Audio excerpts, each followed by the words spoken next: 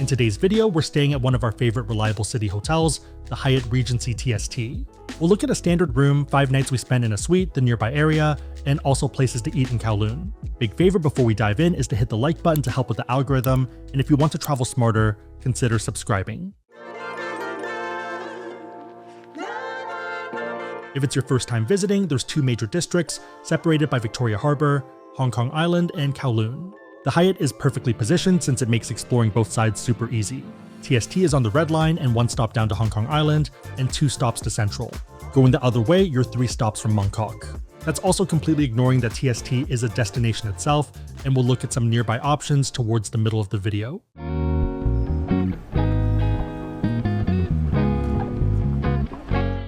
Hello and welcome to the Hyatt Regency in TST, Tsim. We do have a Harbour View room, so take a look. So technically Harbour View, but there are a lot of other buildings blocking it. We are higher up than a lot of them, so you can still see the water. But yeah, not really the on the water view that you might be expecting. Still not bad though, and still something. This is pretty comfortable, and I ended up working on my laptop for a bit here. Yeah, super nice. Over here is another kind of seat area. So last time we were here back in 2017, when we were not doing as much traveling yet, we did come with a player 3, and Mandy and her were in the bed, and I was pretty much here. So definitely felt like Snoopy. I think what ended up happening was I ended up moving to the sofa or to the middle of the bed or something. Yeah, I tried this and it didn't really work.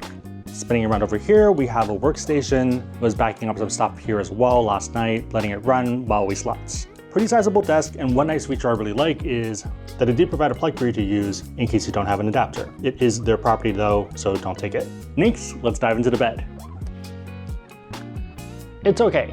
So it's not the softest, but it does the job. It's not as firm as some other ones that we had in Type A. Yeah, kind of that middle ground, and I would say for my preferences, probably about a 7, maybe a 7.5. I do like that the lights that they have also have USB plugs. So just super convenient for normal people. Flipping back over here, we have the TV, pretty sizable. Looks like a 43-inch to me. One cool feature of the room is going to be the closet. So that might sound weird, but let's take a look. So it looks pretty normal, but we can dive in. Also, we can go the other way. That might be a bit easier. It is a tight fit, and I don't think it's meant for this purpose. And we are now in the bathroom area. Restroom area is pretty straightforward. Toilet over here, it's fine, and sink over here. Also mirror over here. Everything is from Pharmacopoeia. They do provide a bunch of items, but there are certain things that you would have to pay for, which is kind of a new thing. Main reason being this amendment bill that they passed related to plastic, so pretty much single-use plastic. So you do have to pay for it if you want it. Over here is the shower. Pretty good water pressure, and also pretty tall, lots of room, so like 6, 7, yeah, under 7 you're good. And then also communal products from Pharmacopoeia. Also mirror right over here. Stepping back into the main area, when you take a look at the layout of the floor, so rooms are for the most part about the same size, like everything around here. Maybe these are a bit bigger. The one exception would be, or the 2 exceptions would be the corner side ones, so 2007 and 2025. We do have Hyatt Globalist status, so there are a lot of features that you get with the property. One of the big ones is going to be the Regency Club that's located on the 23rd floor, which is open from 7 a.m. until 10 p.m. every day. There are going to be 2 main services. First one is complimentary continental breakfast from 7 a.m. till 10:30 a.m. In the late afternoon, there's complimentary evening drinks from 5:30 p.m. until 7:30 p.m. Throughout the day, there are going to be complimentary teas, coffees, and soft drinks. Also a bunch of juices, which were pretty good. If you are doing any type of meetings, there's going to be a meeting room where you have 1 hour of access per day. Caveat being that you do have to make a reservation. This is going to be for you and 1 additional guest. If you have a player 3 of you or friends visiting, then there is going to be a surcharge for that 3rd person. 260 HKD plus 10%, so about 35 bucks. The pricing for the Hyatt Regency is driven by 2 key factors. For example, during the weekday, you might find it for as low as $160. On the weekends, it usually spikes up by 25 to 100%. The main reason being that there's more tourism from nearby cities like Shenzhen. Hong Kong is also big on holidays, and one I'm constantly surprised by each year is Christmas. All the malls have decorations, and luxury brands have very large displays. Some hotels will just have trees, others like the Peninsula will set up a Polar Express area, gingerbread everything, and even a whole mini train setup. Another example of this are fireworks. They do 10 minutes of fireworks, 4 separate times, once to start the season, and the 3 days hugging Christmas. During the season, prices can easily jump up to $300 to upwards of $700 per night. This is also looking 6 months out, and it generally gets worse for last minute as occupancy peaks. Depending on prices, it might make sense to use points instead. I'll link to a blog post down below with my thoughts on when it makes sense to use points over cash, and I'll update it as points price changes in the future.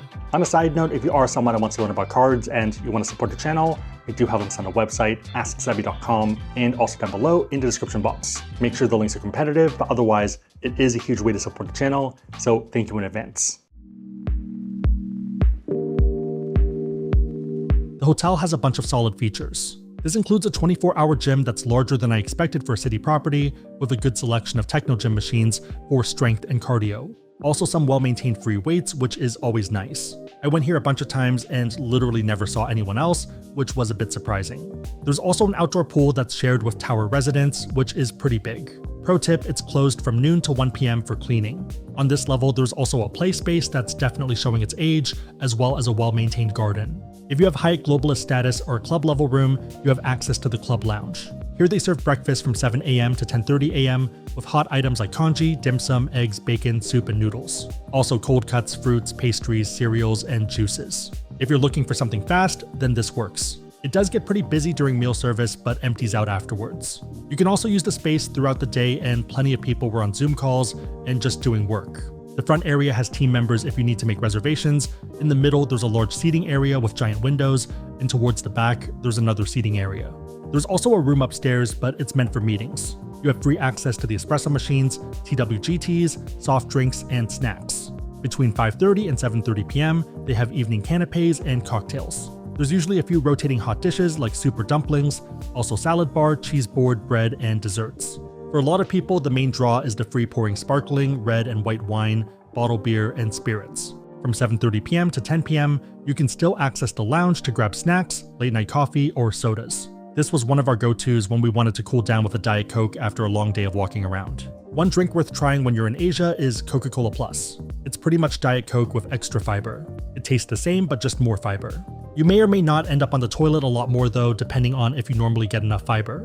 There's also plenty of restaurants in the hotel. This includes Hugo's, which is an old world European steakhouse founded in 1969. The Chinese Restaurant, which is a 1920s style tea house with Cantonese dishes. Chin Chin Bar, which is a dark wood whiskey and gin lounge with vintage Chinese cupboards as a backdrop. Lastly, the cafe, which is their all-day option. They have breakfast buffet, semi-buffet lunch, and buffet dinner. If you do go, I'd recommend going on weekends since the food options are generally better. If you have Globalist status, you have free breakfast. With that said, let's take a look. The space itself is pretty big and you have a ton of options. Each area is effectively a type of cuisine. The best area to start is the egg station where the chef can make an omelet, fried or poached eggs, or even waffles. The Western Hotline holds smoked and turkey bacon, 2 sausages, hash browns, plus grilled tomatoes and mushrooms. After this is the Indian and halal section with a ton of items. Continuing on, and you'll run into the fruit, veggies, and cheese station. Pastries and desserts are also here as well. The noodle bar is another go-to section. You can pick wonton or beef brisket soup made to order, and top off with chili oil, scallions, and coriander. The Japanese spread is a bit weak, but works. There's miso soup, steamed rice, grilled mackerel, tamago, seaweed salad, and assorted pickles. The last up is the Chinese corner. You have dim sum baskets, a congee pot with classic toppings, and rotating wok dishes. Also a ton of drinks like juices, coffees, and teas. The variety here is great, but I'd argue that the quality is pretty mid. It's an okay breakfast, but one we've forgotten about or skipped, and it didn't feel like we missed out on anything. Your mileage may vary, but it's nothing to write home about. Instead, I'd recommend exploring the area and finding some local eats. There's a ton of food options here like every city, but we figured we'd show you 2 of the popular picks that might be on your bucket list. One of the best and most popular cheap eats is Australia Dairy Company. It is a classic cha chaan tang, and service is not the focus. It's mostly on speed, cost, and quality. There are a bunch of things you can order, but there are 3 main popular ones. It's going to be egg with toast, it's going to be macaroni, as well as the French toast. I ended up getting the combo of the macaroni as well as the toast with eggs, and also a lai tao, which is milk tea. I'm not really the biggest fan of the macaroni. Eggs though are amazing, and some of the best eggs I've ever had. Super fluffy, buttery, perfectly cooked. Just amazing S tier 10 out of 10 eggs. I feel like the only thing you could reasonably do to improve on it is maybe some truffle, and that's pretty much it. And that's definitely not happening for an economic place. The lighthouse is also really good, and I'd strongly recommend getting it. Super fast service, and yeah, pretty good fast meal. If you're not in the mood for that, right next door is going to be noodles. They have wonton meat and other ones. I generally prefer the dry ones with the beef. You can also just get wonton or just the dumplings by itself or meat by itself, so you don't have to get the noodles. Okay, let's head to the next spot. One thing that can be pretty intimidating is the lions, and they can look pretty aggressive outside, but they move super fast. So for example, when we stepped out, there were gigantic lions, probably 10 people deep, and by the time we finished taking some pictures, which was about like 3 to 5 minutes, it cleared up. Right now there's no lions, so pretty easy. I think there is going to be a rush though during the meal hours. So for example, between 7 to 8, and obviously breakfast and lunch, and so on. One of the reasons it does go a lot faster is because the focus is eating, so they're not letting you lolly around and hang out. You pretty much sit down, they're like, what do you want? And then you can take a bit of time, you look through the menu, but you're not sitting there for half an hour to catch up with a friend. That's not that type of place. Pretty much make up a decision in maybe 5 minutes, eat, and GTFO. Also, you do have to share tables, so let's say you're a party of 2, and there's another party of 2, you're gonna be sharing that table. So very little personal space, you have to be okay with that. The idea though is it's fast, good, and cheap.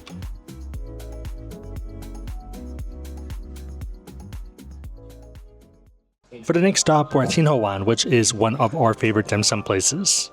We're currently in the one in TST, which is Michelin recommended, but the main starting one, the one that started everything, is a 1 Michelin star restaurant. There also is one in New York that we've been to, but that one's kind of a skip. I would not recommend that one. Okay, let's start off with the most famous dish, which is going to be their baked pork bun. Tearing it open, it looks amazing, and you can see all the steam coming out. Let's give it a taste. That's delicious. Flaky and sweet top, and then really good filling, meaty, and it just works really well. One big difference compared to the main shop, the old one, is that you do order using a QR code here. So everything is electronic rather than ordering directly with them. If I recall, the New York one is going to be a paper menu where you mark everything down. One of my favorite drinks to get in Hong Kong is going to be a milk tea. Compared to ones elsewhere, it's a lot thicker here. Pretty good and also pretty strong. Next up, we have a vegetable dumpling. So did have trouble loading it up with one hand. Let's give it a bite and see what it looks like inside.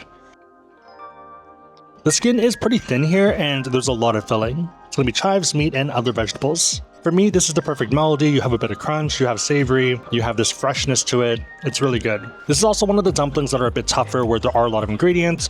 So if you are going to a cheaper place, then they're gonna skimp out and it's not gonna be as good. Here, it's amazing, and I definitely recommend. Next is going to be fried chives, and this is a local Hong Kong dish. The main idea behind it is to show off your technique with the wok.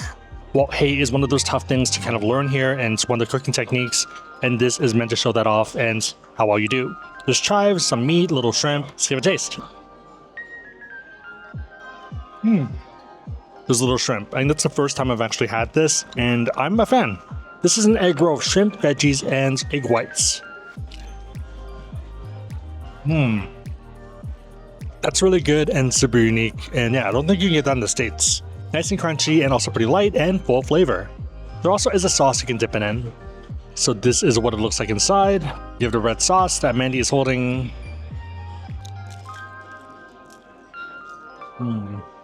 It's kind of this crazy contrast because obviously deep fried means it's crunchy, but the egg whites are super light. They're crunchy and light, and it feels like neither overwhelm each other, which is crazy. Moving on, we have pan-fried daikon. Pretty good here, pretty light as well, so not as cooked as some other places, which makes it a lot more delicate. And the best way and easiest way I think of it is like a potato pancake. So it is cooked obviously, but not as long, such that it gets hard, meaning that it's still a little bit gooey and pretty good. There also are 2 sauces that come with this. Oh no, it fell in. One's chili oil, pretty good. Went down the wrong throat, but really good. The last item is a baked stuffed crab shell. Basically a crab where they separate out all the meat, put it back in the shell, and bake it afterwards. Let's have a taste. Built on a salty end here. It's okay, but I probably wouldn't get it again. I think there are better versions of this at some other restaurants, one being Tang Court. That is a 3 Michelin star restaurant though, so stay tuned for that. There is crab, you can see the strands, but the technique is just not as good. I feel like for most of the other items here, technique is perfect and they got it. This one is a bit tougher. Overall, tons of great items. I would definitely get the pork buns, the stir fry, and some of the steamed items. I guess also the deep fry is pretty good, and same with the pan fried, so yeah, pretty much everything other than the crab. Also note that we are here for dinner time, and they have sold out a lot of their famous items, such as char siu as well as their steamed rolls. So we might try to come back earlier tomorrow just for those 2 dishes. Okay, gonna finish this off and see you at the next destination. Outside of food, what else is there to do in the area? The hotel is connected to K11 Art Mall, and there's a ton of shops, ranging from sportswear to Pop Mart if you're trying to catch a Labubu. You're also a 10-minute walk to the Harbour and Avenue of Stars. This is a great way to enjoy the cityscape, check out some statues, there's usually pop-up artwork as well, and just enjoy your time with friends and family. I personally really like walking here at night since there's something magical about how the city lights up even when the crowds dwindle down. Nearby is also the Peninsula. Along with being a fancy hotel, it's also a tourist spot. It's the city's oldest and most luxurious hotel and has been a prominent fixture in Hong Kong history. They also go all out for the holidays, so always nice to see their displays. A lot of Kowloon side is walkable, but if you'd rather not, there's entrances to the MTR station everywhere. From the hotel, there's a station entrance across the street. You can also head down to the mall basement, and there's entrances there as well. A lot of Hong Kong, especially TST, is connected by underground pathways, which means you can stay cool during the summer.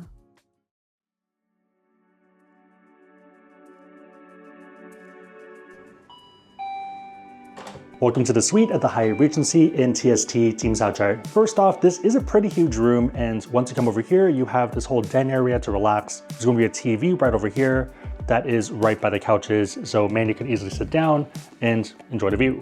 There also is a coffee maker here, some additional water, and a few different drawers. Here we have a safe, to-go bag, and nothing. Over here we have some cups, some more plates and additional cups, as well as the start of the minibar. Down here are the teas as well as a kettle and ice bucket. Minibar is right over here, so there are a bunch of drinks.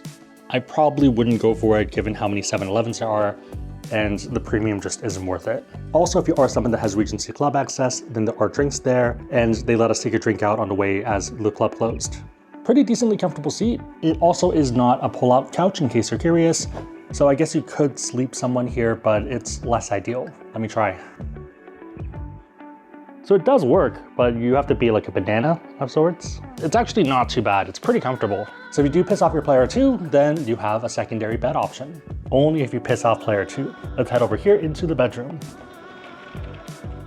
Over here is going to be a work table. I'm not a fan of this chair. I guess it's not bad, but a little bit jank, but it works. Work light over here, and I already plugged in as you noticed. The two sides of the bed are pretty much exactly the same. We have 2 lamps as well as Seiko alarms. The best part of the room is going to be the view. So the bed actually faces this, and that's kind of a nice little touch to me. Our view is not the best. We are facing towards the city, but it's still pretty cool, and I think it might be worth a time lapse or 2. Other side though probably faces the harbor, which is a bit nicer. Over here is a TV. Over here are more light switches as well as a secondary control for thermostat, so you can have different temperatures in different rooms depending on what you're optimizing for. So for example, let's say someone's sleeping while the other person's still working, then you have a bit of optionality there. Okay, let's head into the bathroom. So right to the right of me is going to be a tub. I think my head's supposed to be this way. Egg-shaped, and it fits me, so pretty good. Maybe a bit tight on the footwell end, but it works. You can easily pull up the blinds and enjoy the view. This is also me laying down in case you're curious. Soaps are going to be from Pharmacopoeia. You have the usual stuff like hair dryer as well as scale. Also a box of goodies, and it is comparably sparse to what you probably expect. So there's toothbrush, toothpaste, cotton buds, and also cotton pads. One reason is due to one of the Hong Kong ordinances where they do have to charge you for plastic. More on it is here, but yeah, if you have anything plastic, they have to charge something. Oftentimes it's going to be 1 HKD, which is about like 15 cents. So it's not like they're trying to rip you off on it. It's more that they just have to charge something. Body lotion is also from Pharmacopoeia. Toilet seat is over here and it works like normal. Shower is right over here. There is a rainfall as well as a normal handle that can be adjusted. More stuff from Pharmacopoeia, so body wash, shampoo, conditioner. One thing to be careful with is going to be the floor. So if you do slide your feet more than lifting it up, it's really easy to stub your toe here because it is a pretty high level. So yeah, make sure to be careful of this because it does hurt. Bathrobes are over here and they're pretty straightforward. Just feel like giant towels. Not the most comfortable, but they work. Another one over here. And yeah, pretty bare bones on this side other than the PJs. So down here, there are some yukata style PJs, and well, it feels like cotton. Yeah, if you prefer PJs, they're here. Turning over here, you loop back and it's pretty much just a giant circle. One quick thing though is going to be the map. We are right over here, and this is the suite, this is the other one, and they are quite a bit bigger than the standard rooms. I would say about twice the size, even though it doesn't look it on this map. But yeah, if you're visiting Hong Kong and you want somewhere convenient that you get good value from, then I would definitely consider the Hyatt Regency TST. Ideally use an SUA Suite Upgrade Award to get a suite, but even if not, it's still a pretty good spot. Overall, I think this is a great choice, whether it's your first time or 10th time to Hong Kong. In our case, we have relatives on both Kowloon and Hong Kong Island, so this makes it convenient. Plus, I love walking along the water at night, which makes TST a great pick. The rooms aren't the biggest and it's not the fanciest hotel, but that's not the main draw. If the prices are affordable, it's well worth paying out of pocket. If it's crazy though, either use points or shop for other hotels. The Langham, which is under Fine Hotels and Resorts, is one of our favorites. Let me know if that's worth covering in a future video. Again, if you want to learn about cards, we have links on the website, asksebby.com, and down below in the description box. If you made it to this point, leave a boat emoji in the comments down below, and I'll try to heart it and respond. Out of curiosity, what are your thoughts on the hotel? Which area do you like to stay? Also, what's your favorite hotel in Hong Kong? Let me know and everyone else know in the comments down below. Big favor, hit the like button and consider subscribing, but otherwise, see you on the road.